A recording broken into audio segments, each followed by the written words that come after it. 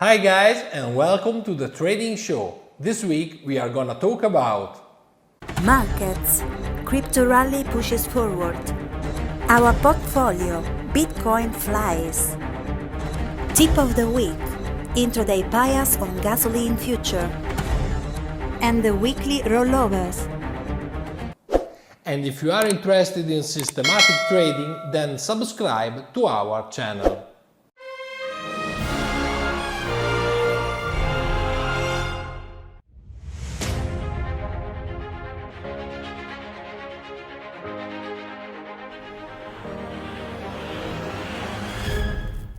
I am Francesco Placci, Head of R&D at Unger Academy.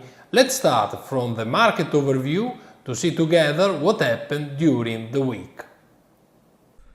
Good morning everyone from Alessandro Danos. Today, as always, we are going to see how the markets performed during the last week. We can start from the equity indices, futures, where we can see a sort of flat week with profits for the Nasdaq around 0.2%, while the S&P 500 was down 0.2%. Going to the bond markets, we can see also here a positive week, but not so volatile week. The US Treasury bond gained 0.8%, while the other bond future, the TY, which is the 10 years Treasury note, and the German Bund were somehow more flat with 0.2%. Of course, bond with a higher duration, like the 30 years Treasury bond, are riskier because, of course, the expiration of this bond is farther than the other two bonds. Now, taking a look also at the energy market, we can see that all the crude oil derivatives are positive, with gains from 3% to 5%, while the natural gas lost 12% in the last week, so a very big decline, confirming the fact that the natural gas is part, of course, of the energy sector, but it's completely unrelated from the other three underlyings. Taking a look at the metals market, also here we can see some differences between the markets.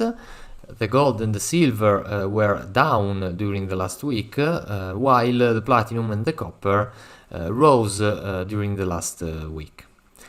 Also in the meats market we can see a negative week, and the soft markets we can see that were all positive, with a great performance by the cocoa, 15% in the last week. Also the cereals were up in the last week.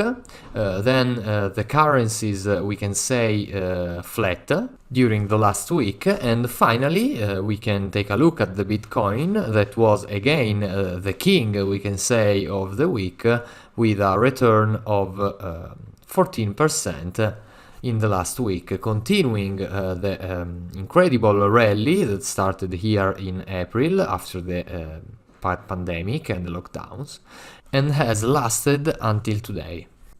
Finally, now we can go to see the volatility structure, and we can see that after some months where the volatility were in a backwardation situation, that was an abnormal situation, I must say, on the VIX structure.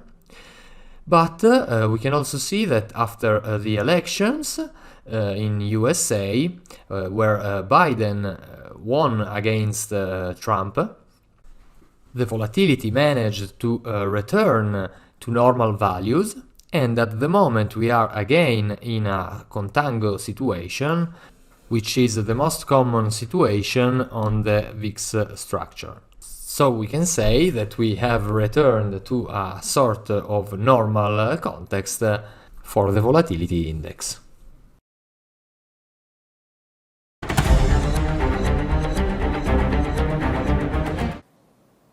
After seeing some key statistics on financial markets, and given the fact that automated traders also use this data to build their trading strategies, as usual, we will now take a look at our portfolio of trading strategies to see how systems have reacted to current market conditions. Okay guys, now we can go on looking at our portfolio. And this week I want to show you two systems on, of course, the Bitcoin futures, which was the most performing underlying in the last week. Unfortunately, these two systems managed to exploit the volatility generated by this market to make new fresh profits in the last week. This first system that I want to show you is a breakout strategy. So it enters only long on a level calculated on the average true range, which is, you may know, the indicator that we use to calculate the volatility of the instrument.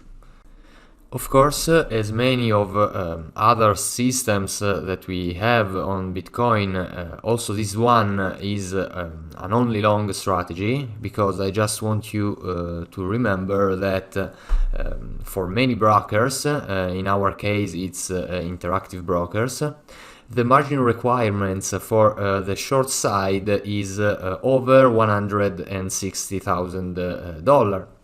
While, for example, for the long side, the margin requirement is much less, and it is $50,000. So it is quite inconvenient to trade on the short side on this market.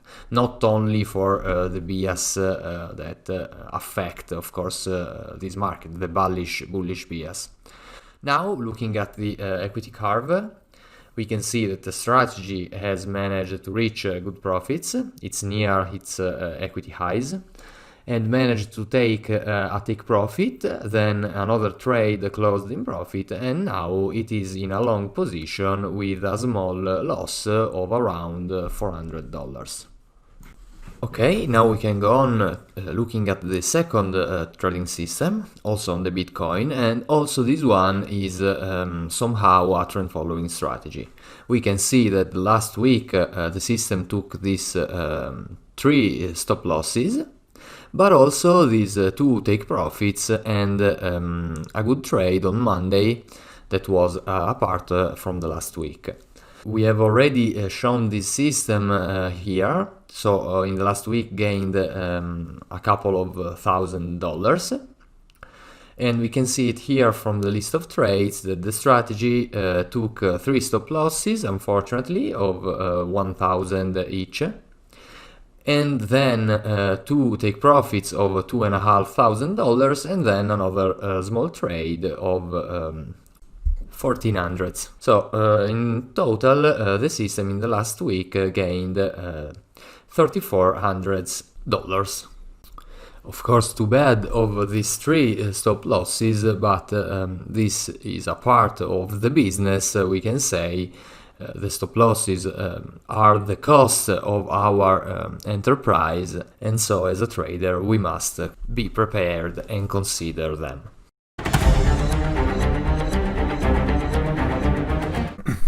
Hi everyone, and welcome back from Andrea Unger. Today we will have a look again to the RBOB gasoline future, and this future, as said some times ago, is listed on the NYMEX exchange that is part of the CME group, and this future is extremely heavy from the point of view of the movements and monetary volatility. In fact, it has usually a very high volatility. It may be explosive in certain days, and this combined with the fact that the multiplier, the value multiplier of this product is $42,000 dollars per point.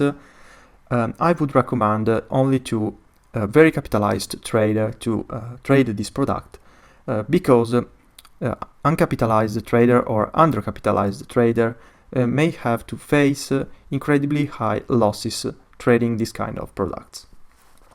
So having said that, In some previous episodes, we have seen the intra-week and intra-month bias on these products, and they used to work extremely well. And today we will have a look to the intraday bias. So in general, it seems that on these products, the trading session is on average divided into parts. So from the late morning into the US, talking about the US New York time, it seems to be the starting point for a long trend during the session, and this long trend lasts until about 7 p.m. New York time again. So between the afternoon and the evening. And then in the evening, so after 7 p.m., but you can play around with the inputs and try to find the best for you up to let's say 23 or midnight or 1 a.m. It seems to start the short side of the session, and it lasts until approximately 11 a.m. so of the next morning, of course. So trying to backtest this idea, we will get this equity curve. This, of course, is a nice equity curve, but I would suggest you to look at that more in the details.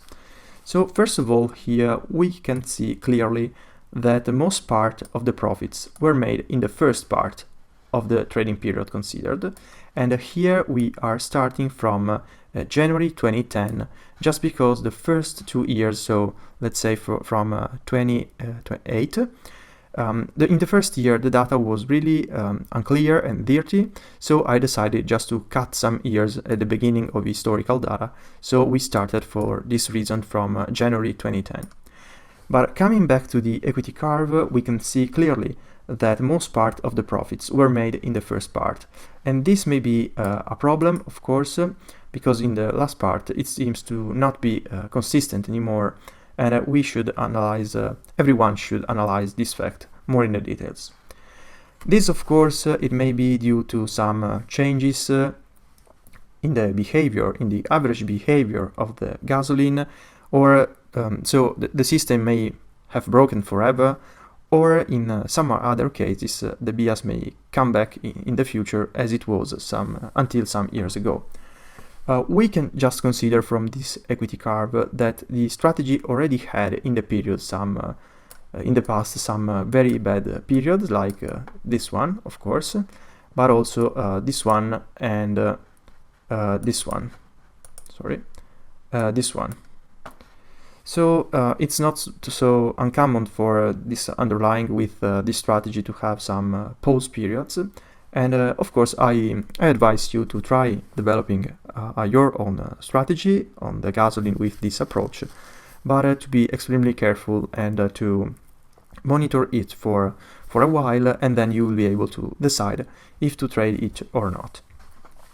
Then coming to the long side, it seems to be extremely nice, this side. And of course, also in this case, we can see that most of the profits were made in this amount of time, after it was quite good, and in the last part is not so good, to be honest. But we can see also that the short side was not good initially, and it didn't have a good consistency up till the mid of the historical considered period, and in the last part it seems to be quite better, but not excellent, of course. And another point I wanted to show you is the maximum drawdown of this strategy. That is approximately $40,000, so $40,000. This is a very high value, but as I said you previously, the gasoline is an extremely heavy future, so you have to be capitalized to trade this kind of underlying due to its extremely high monetary volatility. And another thing I wanted to point out is the average trade. That is not brilliant in this case, in fact is $67 in this case, but you have to consider that the short side is the problem in this case. This is because the short side usually works in the night hours, and in the night hours you may face an incredibly high slippage. So of course the problem in this case is here because the night hours are the less liquid ones, and so it's the time window in which you are risking more money due to the low volatility conditions you may find on average. But as said, this is only an initial idea, so you should try to develop something on this kind of idea. And from our side, there is this percent profitable that is not bad at all, combined with the ratio between the average winning trade and the average losing trade. So of course this is a solid base to create your own strategy. And finally, if we have a look to the annual period analysis, we can see again what is the tendency of this strategy and how the gains are distributed. And we can see again that the biggest gain were done in the first part of the historical data. So I would say from 2011 up to 2016, 2017, and then the results of the very latest years are not so brilliant, as we have seen already from the equity curves.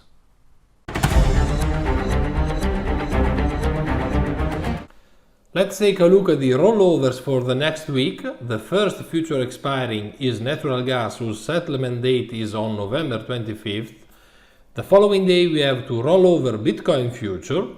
And finally, on November 27th, all the bond futures, Treasury note and Treasury bond.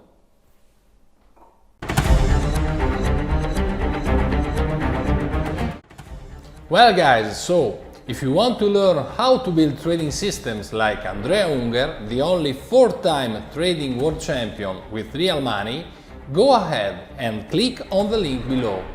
You will be able to pick a date and a time for a 45-minute call totally free with one of our tutors. We will talk about your current situation, what you are doing in trading and what you would like to do instead. And we will try to understand together if we can help you achieve your trading goals. Finally, if you like this video, press like and then subscribe to our channel. Thank you for watching. See you next week with another episode of the Trading Show.